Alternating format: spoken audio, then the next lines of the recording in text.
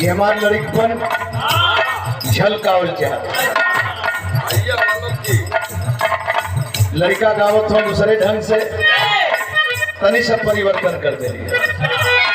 Hello लवंडिया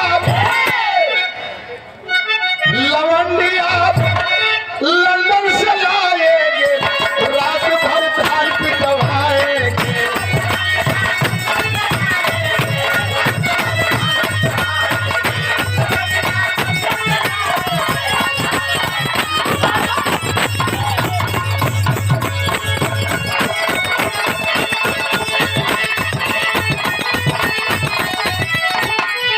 DJ बजवाएंगे हम वही में थोड़ी सा परिवर्तन कर देंगे।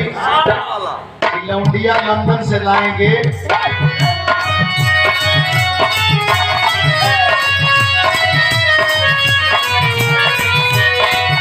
लवंडिया लवंडिया लवंडिया लंदन